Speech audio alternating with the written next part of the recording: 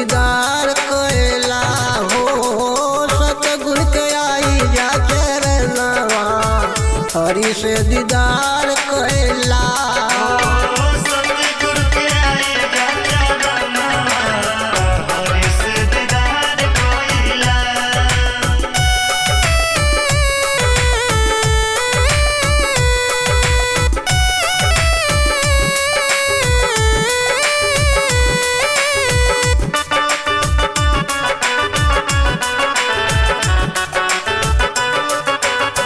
मानव से मानव का दूरिया मिटावले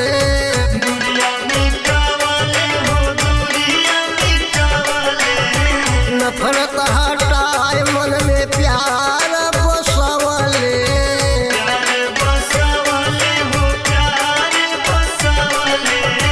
देख प्रीत प्यार का गहनवा हरि से दीदार कोयला हो प्रीत प्यार का गहनवा हरि से दीदार कोयला।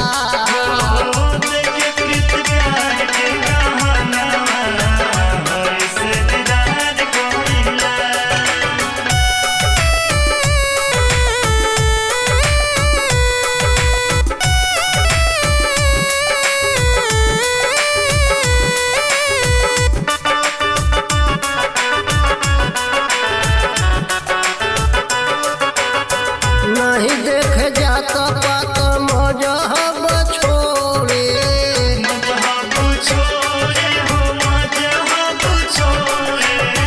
नहीं कोई दूसर कोई अपना बतावले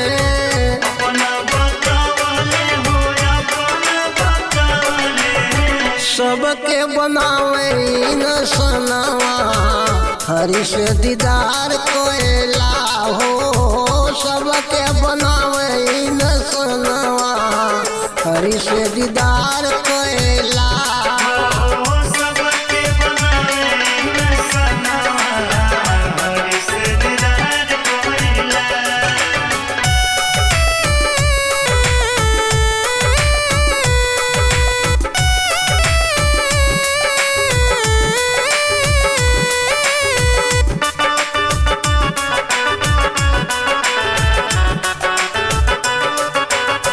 हर एक प्राणी में ब्रह्मा के बतावले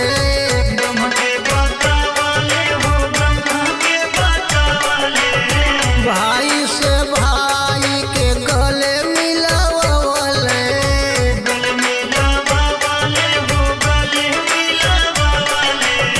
सब कर पूजावला चरणवा हरि से दीदार कोयला हो सब कर पूजावला चरणवा हरि से दीदार कोयला।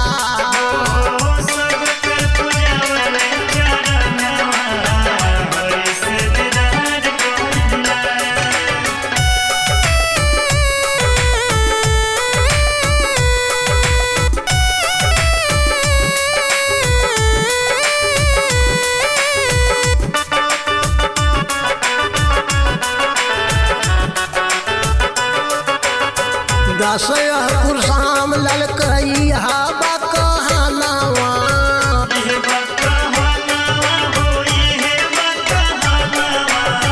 सतगुरु पूजा भैया बनी है जनमवा